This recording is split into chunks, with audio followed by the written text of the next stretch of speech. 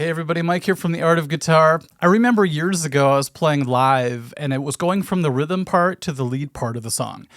And I got a little bit nervous because this particular solo, I had to hit 4 pedals to get the right tone. So I was kind of doing like this Eric Johnson tap dancing routine, when I went into it. And I played the solo, and after it got done, I had to hit those pedals again to go back to my original tone. This went on for a long time, and after a while I'm just like, you know what, this is too stressful to do live. I'm already like thinking of the solo coming up, and now I have to worry about which pedals to hit. Sometimes the pedals were on different parts of the pedal board. I had to like reach over here, then reach over here. So it got too chaotic for me. So I started to look for, solutions to that problem. And first I went the modeler route. And by the way, I'm going to do a whole separate video on that because it deserves its own video. I got a Kemper, I got a Fractal. I thought that was going to be the answer. Eventually, I decided on going with a pedal switching system. Some of it has to do with when I was younger, I used to read up on my favorite guitar players, and they all seem to have some kind of switching system for their effects. And I think they were called Bradshaw switching systems, and I was always curious about it. So I did some online research, and I found out that Boss actually makes a switching system. And so I decided to go with this one, the ES-8, because I had about 8 effects pedals that I was using, and I thought that'd be the perfect one for me.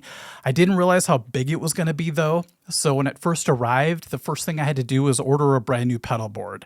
So I got this pedal train, and luckily it fits everything. I had to do a little bit of Tetris, but eventually I got everything to fit perfectly. I made the huge mistake of thinking that I could use this brand new awesome toy at my next gig, which was only a couple days away. It actually took me about a week and a half to set everything up, to order everything I needed for it, and then to get acclimated with it, because that's a huge part of it as well, just getting used to a whole new system. One thing I had to order right away were the patch cables. So this is actually part of a kit that you can get. It's a solderless kit. So I had to learn how to put these cables together, how to cut them, how to strip them, and all that kind of stuff. And when I first started, I was getting about 1 out of every 5 correct. I was like, oh, that actually worked. And then 4 would fail. As you can see, these ones are really great because they fit the back of the pedal switcher real uniformly. And it's really tucked in there nicely. When you take them off, they're just real small little cables that don't take up much space. And then you can make them as long as you need, and you can route them the way you want to. I kind of have a spaghetti junction going on here, but at least the cables are black and my pedal board's black, so it kind of camouflages it a little bit. My next big hurdle was I actually had to learn how to use the damn thing.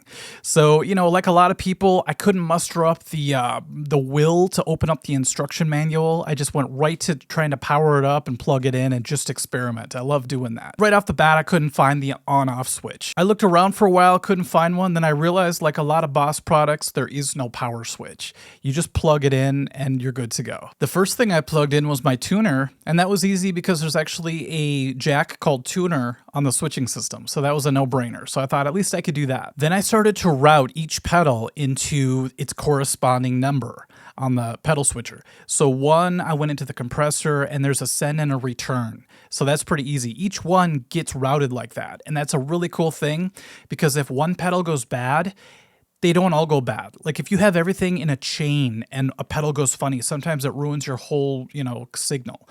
With this switching system, if a pedal goes down, you could avoid it and just work around it. It's really cool. I realized that my wah pedal did not have to be part of the switching system. I had to put it before everything, so that didn't take up one of the slots, by the way. I just go from my guitar into the wah pedal into the input of the system. And then I was able to find the main output, and I put that out to my amp. And as soon as I heard signal, I felt like I was getting somewhere. It's a good feeling. Okay, so the first thing I discovered was something I call the red mode. I think that's called manual mode. That's where you put it into the red buttons. All of a sudden, all the LEDs turn red, which is pretty cool. And this basically allowed me to turn on any pedal I wanted to, or to activate it. Here's the weirdest part of having a pedal switcher. All your pedals are turned on the whole time. That's the whole key. If you shut them off, which has happened, I forget to turn them on sometimes before a show, and then I'm like, how come it's not working? It's because you have to have all the pedals on constantly. That's why you need a power supply for every pedal. I use a Pedal Power 2. I talk more about it in that pedal breakdown on my website. And this is a must because otherwise you're going to be spending so much money on batteries. So for this setup, I have my compressor in 1, my distortion in 2, flanger in 3, phaser in 4, then it loops back, goes to delay for 5, chorus for 6, and my lead pedal for 7. I don't have anything in the 8th one. I'm sort of leaving that one open if I ever want to add an effect. So that's kind of exciting. I started to mess around. I thought, okay, so clean sound. If I hit 2, it should be the distortion, right? I hit it again, it shuts it off. I got so excited because I thought I already solved a huge amount of my problems. I have all the buttons right here lined up. If I want to hit 2 or 3 or 4 at a time, I don't have to go all over the board. It's just right here in a straight line. So that already eliminates a lot of the tap dancing I had to do. And even though this is great that I could always go into manual mode and use it like that, that's not even the main purpose of this device for me. Let's play with that a little bit more though. Let's go compression, distortion, flanger.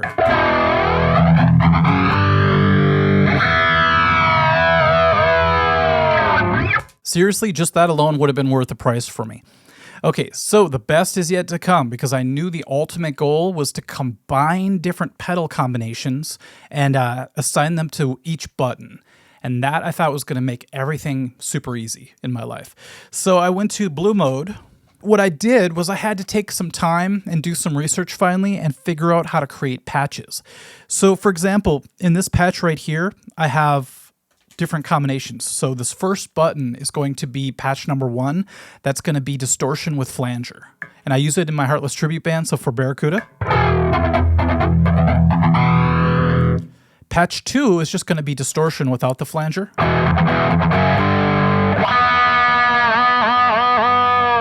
3 is going to be a lead, so it activates my micro amp with the flanger.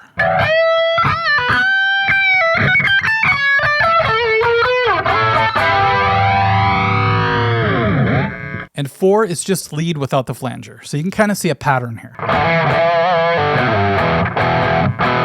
Once I figured out how to make patches like that and line them up numerically, I had to figure out more about putting them into banks. So that, for example, this is bank number 17, and it tells me I'm using, which patch 1, 2, 3, and so on. But I had to go to different songs. So for the next song, I just went to the next bank, and I created, this is All I Want to Do Is Make Love to You patch. So what's cool is this one only requires 3 different sounds. So I have patch 1, 2, and 3 for that particular bank. Now here's a good example of the convenience of having everything go to one button. So for the lead part of this song, I have to activate distortion, chorus, and delay all at once. Instead of dancing on the pedals, I just hit 3. So right now I'm in clean. I hit 1 button, 3 effects come on. I'm still amazed by that, how easy that is. So the celebration was cut short by the realization that I actually had to do every one of the songs in my band. I had to program every bank for each song that we play. And we play sometimes 3 sets of Heart, which sounds crazy, I know. And what happens is you go through all the songs, you have to program the patches in order and all that stuff. But you also have to title everything correctly. And this is where the ES-8 seems to really fall short compared to when I use the Fractal. Look at that screen. That screen is made for like an old school synthesizer or keyboard, I should say. It is not made for a foot switching system that you're standing up most of the time and looking down on. Now, it's really solid. It's never failed me. Nothing's ever gone out with this screen. But it would be really nice if in the future they had a bigger screen where you could actually put the full name of the song. You could maybe put some show notes or something on it. But this one, you have to just stick to the bare minimum. It's like you go back to basics. You're going back to Atari with this one. So look how I have things labeled. I'll go back one. I have on the top right part of the screen, BR. And that's just an abbreviation of Barracuda. That's seriously what I have to do. And then on the left side, I have, you see OCOLCL. What that means is I wanted to label what each of the patches was. By the way, I did this way before I knew there was an actual editor that you could use your computer with and hook this up and do it all on your keyboard and stuff like that. I still haven't gotten that to work correctly yet. I'm afraid to do the updates, especially before my shows, because I have one coming up tomorrow. I didn't want to do anything today with it. So I'm sure it's easier even though you have to hook it up through MIDI, which is kind of strange. Nowadays, you should just have a USB port on this thing. So I'm just going to go to a patch that's a little more simple to explain. So this is BB, so it's for the song Baby Lestrange, and we have O and L. O simply means overdrive, so that's just for the rhythm, so that's going to be patch number 1. L is for lead, so that's just going to boost my sound a little bit. For this particular song, I just need a little bit more volume for the lead part. So from the overdrive, lead.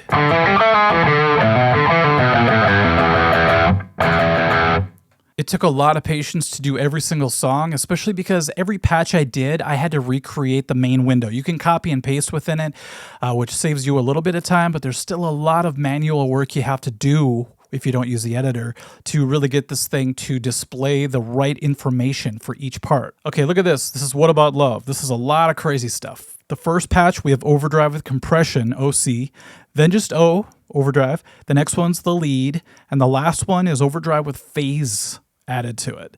So here's OC. So that's for the intro where I want the notes just to hold out forever and add feedback. That's why I have the compression on that. Then I go to the regular overdrive for the verse. The lead switch.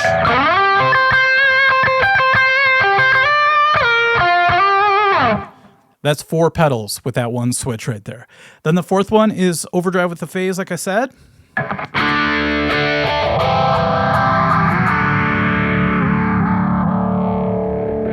And one of the best features of this pedal is this mute button right there. So after you're done with the song, you could hit mute, you could tune without anybody hearing what you're doing, but there is a little bit of an issue with the mute button. It's easy to forget that you engaged it. So maybe, you look around a little bit, you wave at the fans, you go back to play, and suddenly you're getting nothing. You could panic a little bit.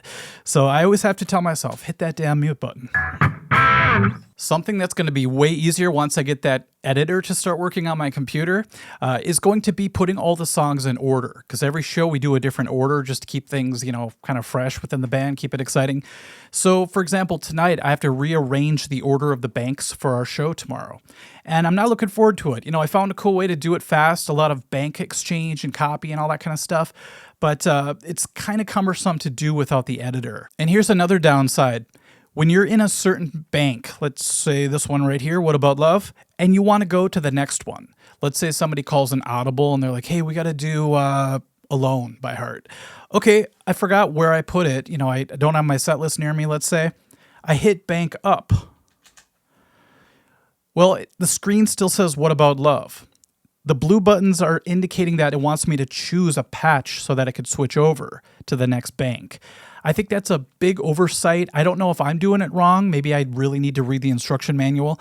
But I would love when you hit bank up for it to show you what the next display window would be for that bank. And then maybe go back to the one that it's on. That would be a really great feature in the future. But for now, you just have to guess. Like, okay, I'll hit one and okay, it's BB Lestrange. Let's go to the next bank. I have no idea what 15 is.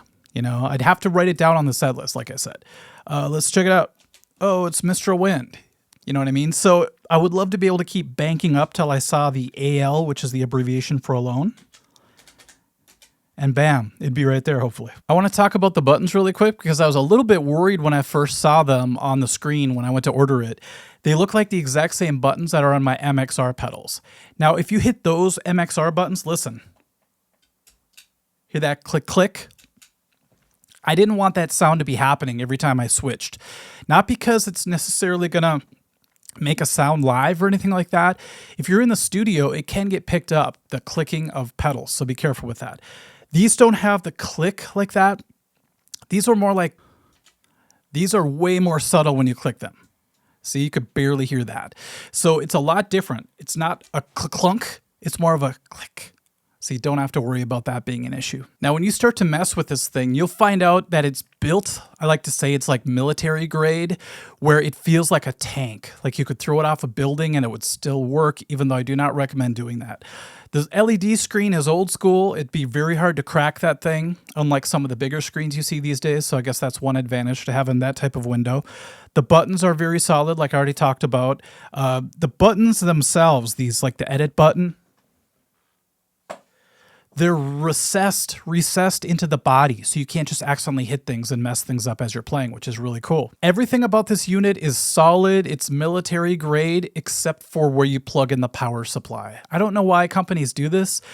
They have the same type of power input that you would use for like a Boss pedal, and it just feels kind of flimsy. Something like this, you would think they'd have one of those IEC ports where it's just like you take the plug, put it in, and it's that solid feeling, that solid connection. Sometimes I'm paranoid that I'm going to like accidentally step on it and bend it down because it just feels like kind of a weak input for the adapter. If it was the IEC connection, I would never worry about that. And I already mentioned putting in a USB port. That would be really great. I would love it if they put it on the top of the unit somewhere. Because I feel like if you have it on your pedal board and you want to plug it into your computer, you're going to have to move a couple pedals, which might be locked down or Velcroed down. So it'd be really cool to put it somewhere where they could just plug in, change a few settings, unplug and run right to the show instead of having to remove anything and rearrange anything. I'm excited because I know there's a lot more to this unit than I've been using it for. Really, I just opened it up and I'm happy that it's working for what I needed it for. But I think I'm going to go the extra step coming up and start to mess with internal arrangement of the pedals. So right now, everything is assigned to a number, right? The compressor's on 1, distortion's on 2, and so on. But internally, you can actually go to each patch and change the order of them. And when you switch the order of effects, you get interesting results sometimes. Sometimes it's a really cool sound that you've never heard before because you never tried that combination of pedals in that order. Now, I know I could live without this thing. I could go back to tap dancing on pedals if I had to. But now that I've used this thing for probably 30 gigs, I would say, I don't want to live without this thing. It just makes everything so convenient, and it's just a real comforting feeling to know that I'm used to it now and I know where things are going to be. I know it's built solid, so it's not just going to one day not work. It's one of those things where if it did ever give me issues, I'd probably ditch it for something more solid.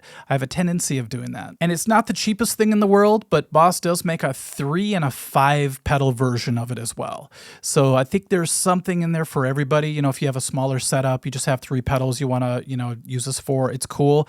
I still think if I only had 3 pedals, I'd be okay stepping on them, separately. But when you get to about 5 and above, I think this thing is very useful. Okay, so I have to get programming because my show is tomorrow. I think I mentioned that. I'm looking forward to that. And then after the show, I'm actually going to dig more into that editor and see if I can hook it up through MIDI and find easier ways to name things and to rearrange things.